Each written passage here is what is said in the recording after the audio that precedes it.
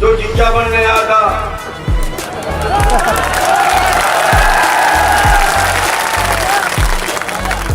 उसका स्वागत बहुत बढ़िया तरीके से।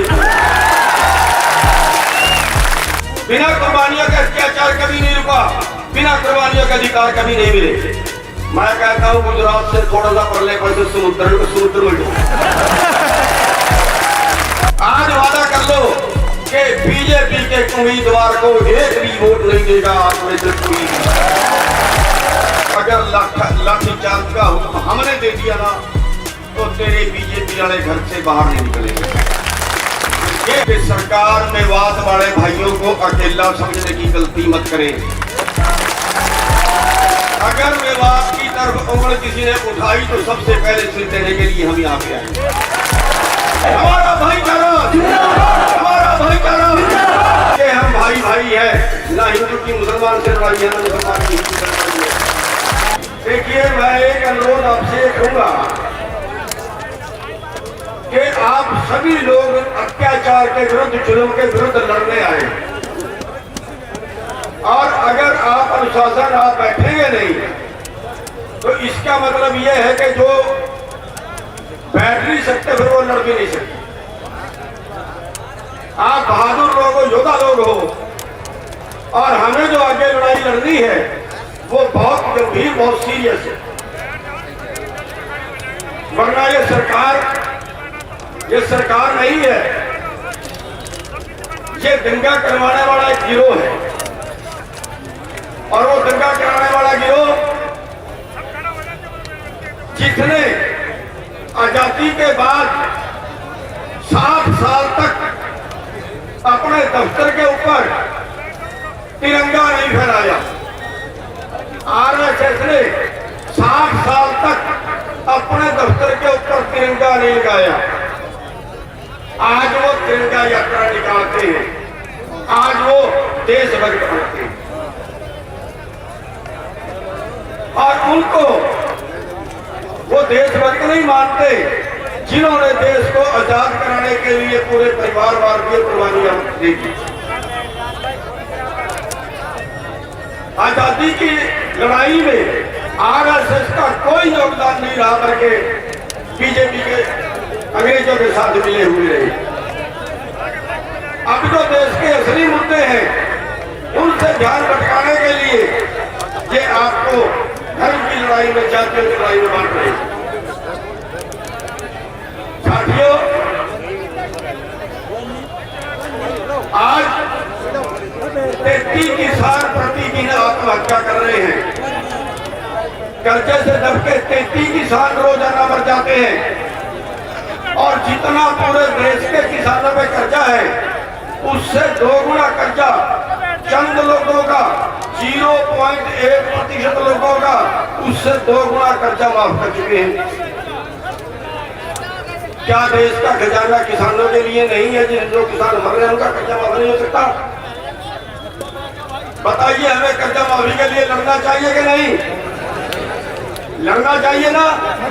देश का खजाना तो बीजेपी का बाप का थोड़ा ही है, कंपनियों का थोड़ा ही है। देश का खजाना इन किसानों का है, भारत के सब लोगों का है। भारत की संपत्ति चंद लोगों के पास बेच दी, उसका ध्यान भटकाना चाहते हैं आपसे। आज 38 बेरोजगार रोजाना आत्महत्या करते हैं, उसका ध्यान भटकाना चाहती है बीजेपी। आज 23 करोड़ लोग देश में रात को भूखे सोते हैं, उससे ध्यान भटकाना चाहती है बीजेपी। आज 9 आदमियों के पास 50 करोड़ लोगों के बराबर संपत्ति है, और अभी उन्हीं को और देश लुटाया जा रहा है, उससे ध्यान भटकाना चाहती है बीजेपी। लेकिन साथियों, आज हमें जरूरत है अपना भाईचारा कायम रखने की। हम आज के मंच से सरकार को चेतावनी दे देना चाहते हैं कि हम भाई भाई हैं, ना हिंदू की मुसलमान से लड़ाई है, ना मुसलमान की हिंदू से लड़ाई है। और अगर किसी ने जुर्रत की तो सबसे पहले जो मंच में नेता बैठे हैं ना, ये मेवात पर सबसे पहले सिर देने के लिए आएंगे। हम अपने भाईचारे को बिल्कुल नहीं तोड़ने देंगे। और सारे मुसलमान भाई, एक और बता देता हूं आपको बधाई भी देता हूं कि आपने जो जिज्जा बनने आया था,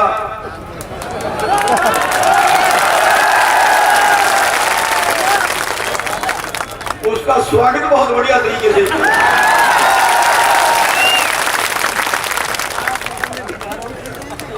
और फिर वो रोता रोता घर गया, देखी नहीं आपने?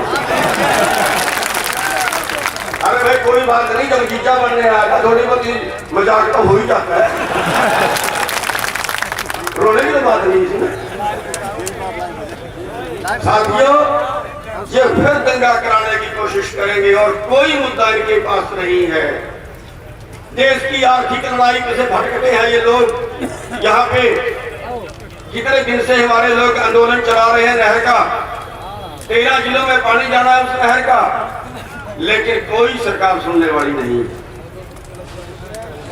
हम वो भी बता देना चाहते हैं कि बहुत जल्दी एक बड़ा आंदोलन उस नहर में भी राजस्थान में शुरू किया जाएगा।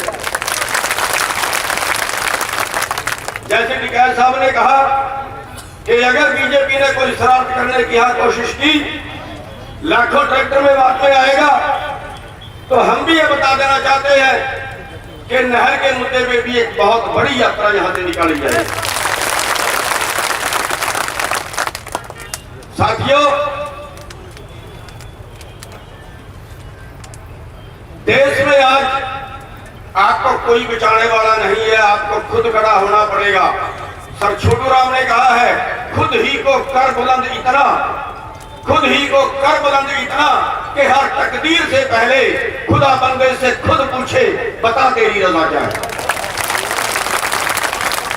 साथियों, हमें खुद खड़ा होना पड़ेगा लड़ाई के लिए। कुर्बानियां होंगी, बिना कुर्बानियों के अत्याचार कभी नहीं रुका, बिना कुर्बानियों के अधिकार कभी नहीं मिले। 750 किसानों ने कुर्बानियां दी, 750 किसानों ने शहीदियां दी, लेकिन मोदी का नाक तो रड़वाया ना। आगे जरूरत है हमें इकट्ठे होने की। हमने प्रोग्राम बनाया है कि 10 तारीख को सभी जिलों में किसानों की मांगों को लेके कर्जे पे एमएसपी जिसका वादा किया था 4 लाख करोड़ हर साल एमएसपी से कम मिलता है देश के किसानों को।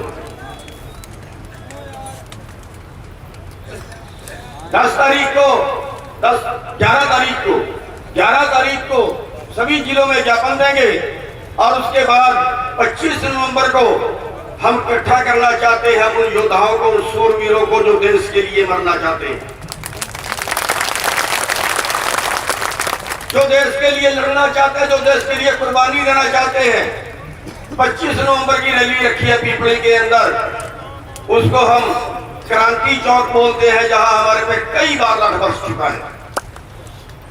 पिछले साल जब आंदोलन में वहां आंदोलन की नींव रख रहे थे तो सबसे पहले लाठीचार्ज पीपली चौक पर ही हुआ था। 3 बार लाठ लोगों को लगे थे, सिर फटे थे, लेकिन एक क्रांति आई और उसका जो नतीजा था वो आप जानते हो कि पूरे देश के अंदर आंदोलन खड़ा हुआ था, जिसमें मोदी को झुकाया।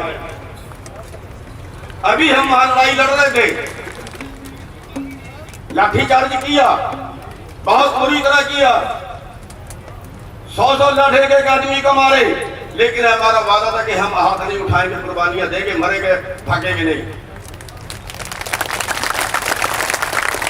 टिकैत साहब भी वहां पे गए थे उस लड़ाई के अंदर, और उस लड़ाई में दोबारा से हमने हरियाणा सरकार का नाक कटवाया, दोबारा फिर वो लड़ाई जीती।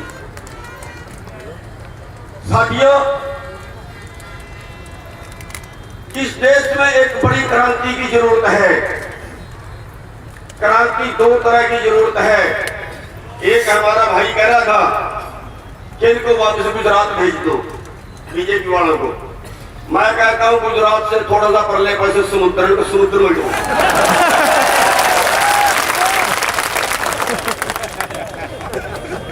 एक लड़ाई की जरूरत है हमें चुनाव की। जब तक आपके बीच से आपका दर्द रखने वाले लोगों को आप कुर्सी पर नहीं बिठाओगे, ये बीजेपी जैसे लोग आपका शोषण करते रहे।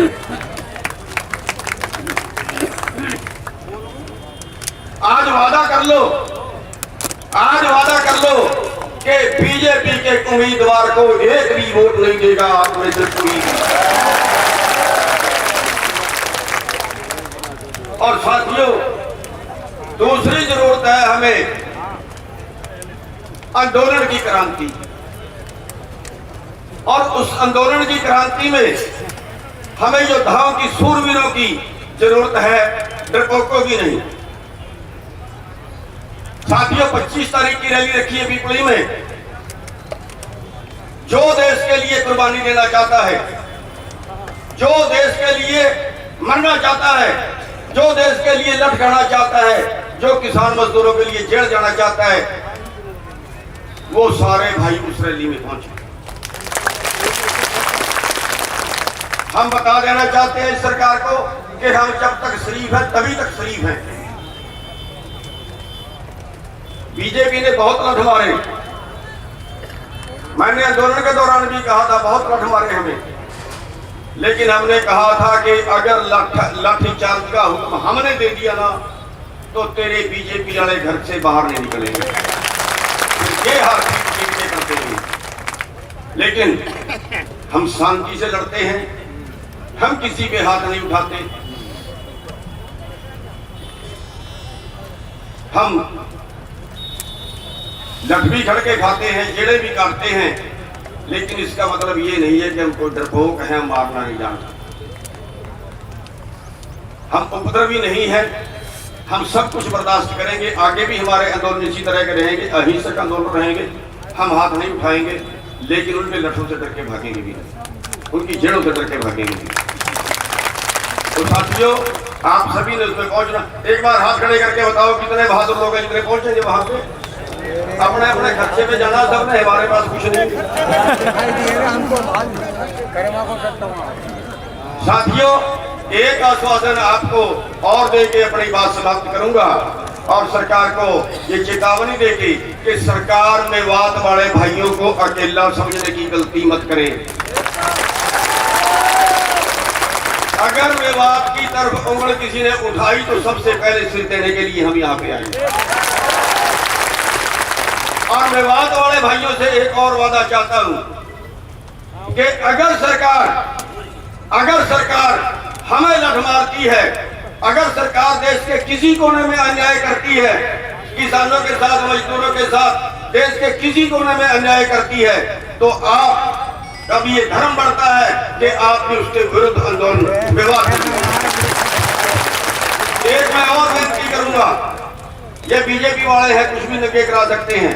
जिस गांव के अंदर थोड़े मुसलमान हैं, ज्यादा दूसरे भाई हैं, तो उनका धर्म बढ़ता है अपने मुसलमान भाइयों की रक्षा करना, उनके पहले मरने। जहां मुसलमान भाई ज्यादा है, हिंदू थोड़े हैं, वहां मुसलमान भाइयों का धर्म बढ़ता है, उनकी रक्षा करना। हम एक दूसरे के जब अभी दंगे हुए, बहुत सी रिपोर्टें हमारे पास आई हैं कि मुसलमान भाइयों ने अपने घर में पनाह दे के बहुत से लोगों को बचाया। हम अलग नहीं है। बाढ़ आई फतियाबाद के अंदर, मुसलमान भाइयों ने जाके फतियाबाद के अंदर लंगर लगाया। मुसलमान भाइयों ने कुंडली बॉर्डर पे लंगर लगाया। हमारा भाईचारा है, हमें ये भाईचारा बना के रखना। बस मैं 2 नारे लगा के अपनी बात को समाप्त करूंगा।